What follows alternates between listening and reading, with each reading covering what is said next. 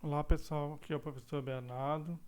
Na sequência das aulas de Fisiologia Animal Comparada, hoje vamos falar da parte de excreção.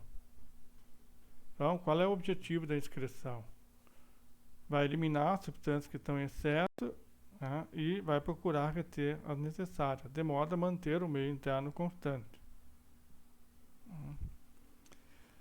Bem, o produto vai ser excreta ou algo a ser eliminado dependendo da situação. Aqui, por exemplo, água e sais. Na água doce e salgada é diferente, né? Na água doce, os animais têm que de respiração aquática têm que eliminar o máximo possível de água e reter os sais. Já na água salgada, os animais que têm menor concentração de sais no corpo têm que eliminar os sais na água salgada e reter o máximo de água que conseguirem. Outra diferença aqui é a ureia. No homem, então, o homem lá para branco, ruminantes aqui produzem ureia, mas o homem tem uma baixa concentração no sangue, então tem que eliminar o máximo possível.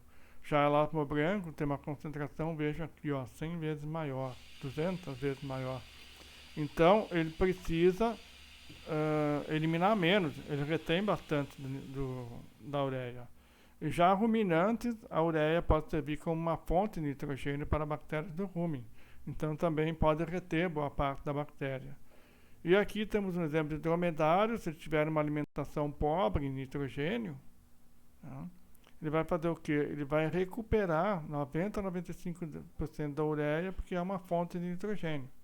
Certo? Então a quantidade que ele vai eliminar vai depender da alimentação dele. Os processos básicos para funcionamento de órgãos excretores. Todos eles vão utilizar pelo menos um desses sistemas aqui, né? Ou dois ou três, certo? Agora,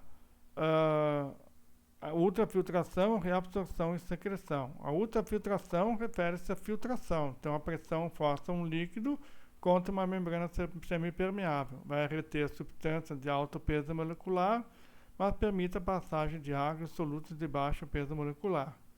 Nesse caso, poderá ter reabsorção para reaproveitar esses solutos aqui, que poderão ter sido filtrados, glicose, aminoácidos, por exemplo. Né? Mas se não houver ultrafiltração, não vai haver reabsorção, né? Porque nada foi filtrado. Agora, a secreção pode existir mesmo sem a ultrafiltração, para eliminação de produtos, ou que não foram filtrados na quantidade semelhante, ou se não houver filtração para secretar também. Vamos ver alguns órgãos de excreção. Não vou falar de todos, nem de todas as classes, né? Apenas alguns para termos uma ideia, os mais importantes. Então, em protozoários de esponjas apresentam os vacúolos contráteis ou pulsáteis, principalmente em água doce, porque a principal função seria excretar água, eliminar o máximo de água possível. Ele é formado pela junção de pequenas vesículas ou através de canais também. Então, o líquido com a mesma concentração osmótica do citoplasma. Daí, dentro então do vacúolo, o sódio vai para dentro da vesícula e o potássio para fora. Só que mais potássio é colocado para fora que sódio para dentro. Então, a concentração da vesícula diminui. O líquido dentro da vesícula fica mais diluído. Aqui temos um vacúolo enchendo, veja que está bem redondinho aqui. E logo depois que ele se esvaziou, o vacúolo contraído aqui, ó, certo? Já expeliu para fora da célula aquele líquido. Aqui um outro desenho mostrando, veja o vacúolo cheio, né? A abertura do poro, contração do vacúolo e eliminação do líquido. Aí fica aqui vazio, começa a encher de novo. Aqui está entrando líquido através dos canais, em vez de vesículas, até o vacúolo encher novamente. Outra estrutura que é encontrada principalmente em acelomados são os protonefrídeos. Os protonefrídeos têm um final no fundo cego e tem cílios que ficam batendo aqui e criando uma pressão negativa nessa câmara. Faz então com que o fluido seja filtrado aqui nessa região e aí siga adiante nos canais. Aqui aparece uma planária, vejam aqui os protonefrídeos, certo? A disposição aqui do túbulo. Nesse outro desenho aparece também aqui, ó, distribuição dos protonefrídeos.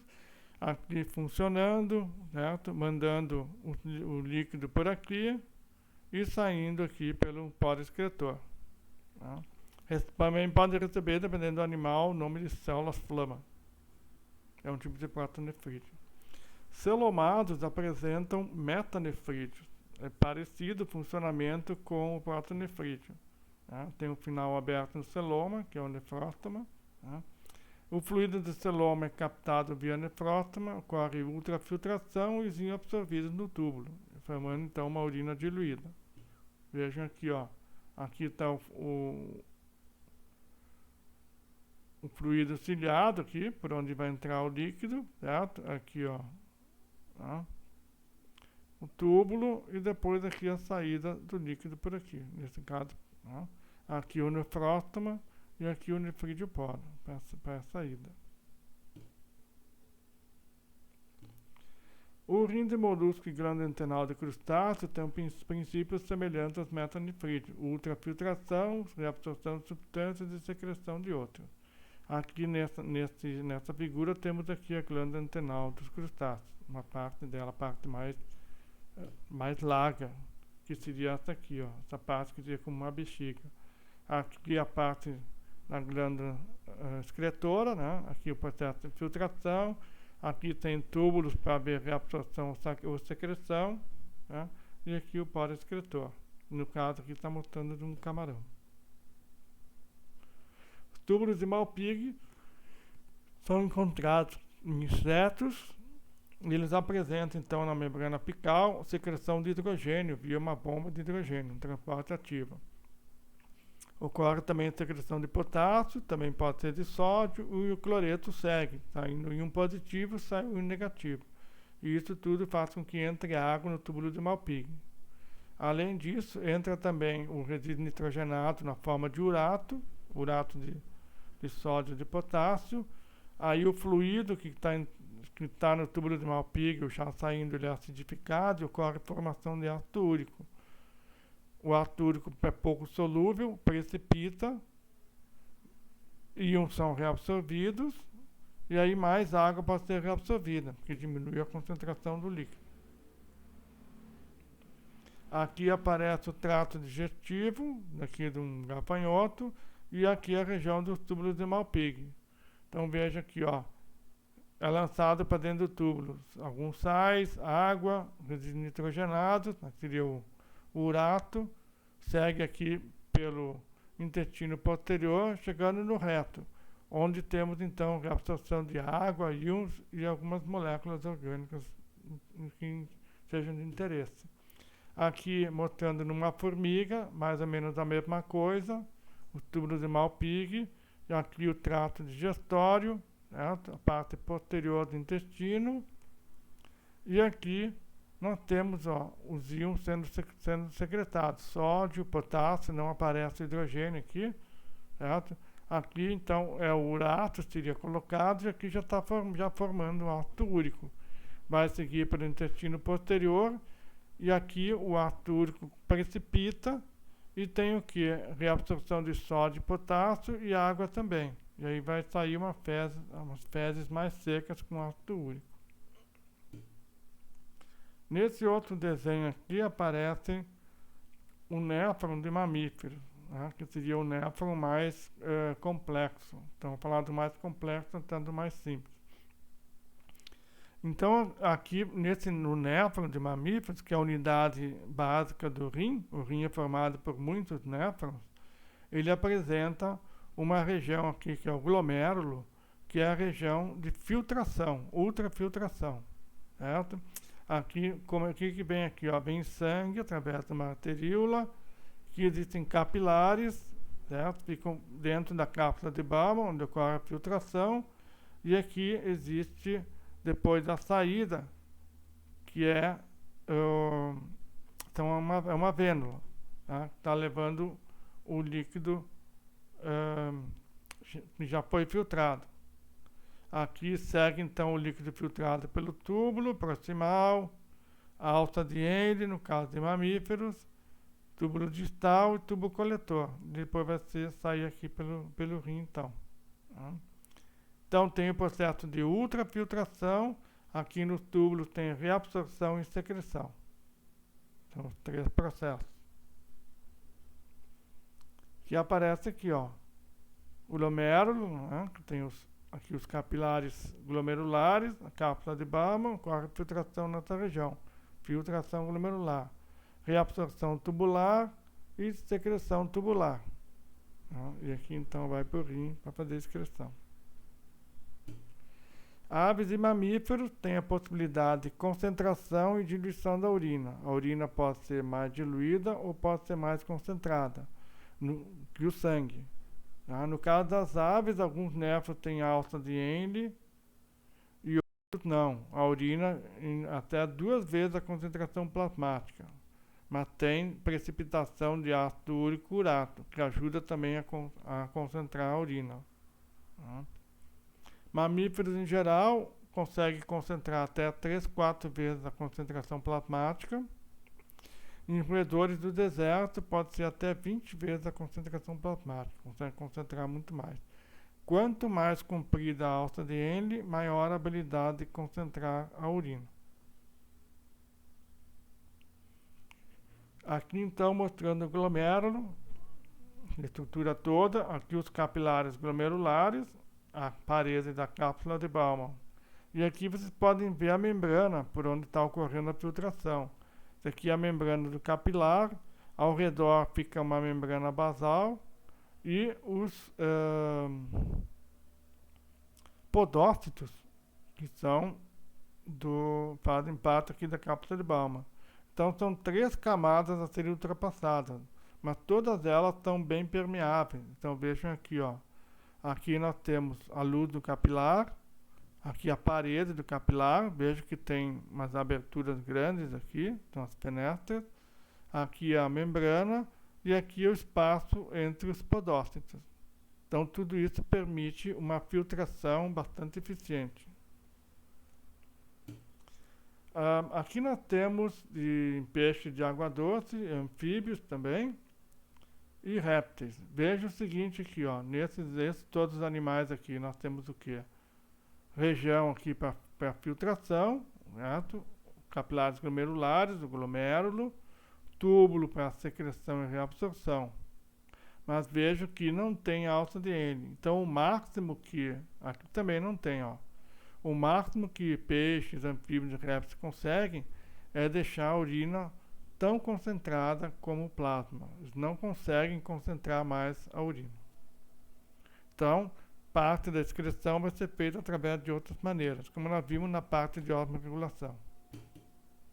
Aqui um exemplo do mixine, que é um animal osmoconformador, concentração semelhante à do plasma com concentração semelhante à água do mar, mas não a mesma concentração de íon, certo? No geral, assim, individualmente. O rim, ele tem um glomérulo e o túbulo curto, né? Tem filtração e praticamente sem reabsorção. Tá? E o controle dos íons é fora do rim, mais nas brânquias, né?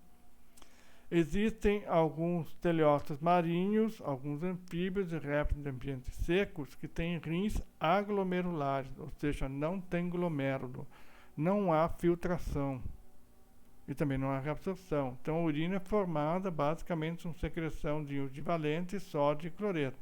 E um pouco de água vai seguir para fazer a eliminação dessa urina. Aqui está mostrando, ó, no cavalo marinho, hipocampus, certo? Não tem glomérulo, certo? Temos apenas secreção dentro dos túbulos renais. E aí temos a formação da urina. Bem, na parte de excreção, temos então, já comentamos alguma coisa na introdução, a excreção de resíduos nitrogenados. Então, seria a excreção de nitrogênio. Então, os aminoácidos são catabolizados, resta aminogrupo, uma parte é utilizada na ressíntese de aminoácidos e uma parte vai ser excretada. E esse aminogrupo ele é tóxico, né? Então, existem 3 maneiras principais de excreção de resíduos nitrogenados: amônia, ureia e ácido úrico. A amônia é um produto muito tóxico, ela não pode ser armazenada pelo animal Então, o animal precisa de uma grande quantidade de água para excreção, 500 ml para 1 grama de nitrogênio como amônio. Os animais que excretam principalmente amônia, ou seja, mais de 50% na forma de amônia, são amoniotéricos. Em geral, então, invertebrados aquáticos e teleófitos. A excreção é na forma de amônia não ionizada, através de difusão facilitada por glicoproteínas RH, nas brânquias, os animais de respiração aquática. Então, quando faz a excreção, vai ocorrer o quê? Uma combinação com o hidrogênio existente na água e vai formar o íon amônio, NH4+. E isso mantém, então, o gradiente amônia-água, tá? Porque vai formando amônio, é uma substância diferente. Então, alguns caranguejos também, isópodos e caracóis terrestres fazem excreção de amônia como gás. A ureia, comparativamente à amônia, é pouco tóxica, gasta menos água para excreção, veja aqui, ó, 50 ml comparado com 500 antes, tá, como ureia, mas vai gastar ATP para ser sintetizada. Tá? A amônia estava pronta, é só eliminar. A ureia tem que se transformar a amônia em ureia. Animais que excretam principalmente ureia são chamados ureotélicos. Mamíferos, elasmobrancos e anfíbios. Vertebrados, então, né, exceto a maioria dos teleófitos, a formação é no fígado via o ciclo da ornitina-ureia. A exceção, né, é a Alcolapa grahami, é um peixe que vive no Lago Amaradinho, no Quênia, que tem um pH em torno de 10. Nesse caso, ele vai excretar ureia ao invés de amônia, porque é muito difícil excretar amônia num ambiente no pH tão alto. Por quê? Porque não tem hidrogênio disponível. Alguns teleófitos invertebrados formam pela via uricolítica. A partir de ácido úrico, alantoína e ácido alantóico formam ureia, e não no ciclo da ornitina-ureia. O ácido úrico, ele é pouco tóxico, ele é quase insolúvel em água, então 1 ml para 1 grama de nitrogênio. Tá? Então, como ácido úrico, é praticamente uma pasta. Tá? Então, uricotéricos, que excretam principalmente ácido úrico, podemos encontrar as aves, a maioria dos répteis e artrópodes terrestres, anfíbios do deserto e ovos cledóicos. O que são ovos cledóicos? Ovos que ficam em ambiente seco, que nem ovos das aves e dos répteis também. Tá? No caso das aves, é muito fácil de ver, se vocês forem em alguma granja e virem lá frangos, né, galinhas, patos, marrecos, vocês vão ver que tem uma parte mais esverdeada, que é a fezes, e outra parte mais esbranquiçada, que é o ácido úrico. Tá? Se alguém tiver uma unha meio comprida, assim pode fazer a separação das duas coisas para olhar com mais precisão aquela cor esbranquiçada, que é o ácido úrico. Tá? Nas aves, o urato é excretado nos túbulos renais via transportadores, para formar o ácido úrico depois.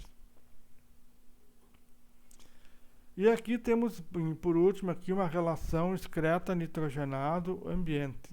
Então, como já comentei, a amônia precisa de mais água e, comparativamente, ureia menos e ácido úrico menos ainda. Então, nos anfíbios, quando eles estão na forma de girinos, estão dentro da água, sempre respirando ali na água, eles eliminam na forma de amônia.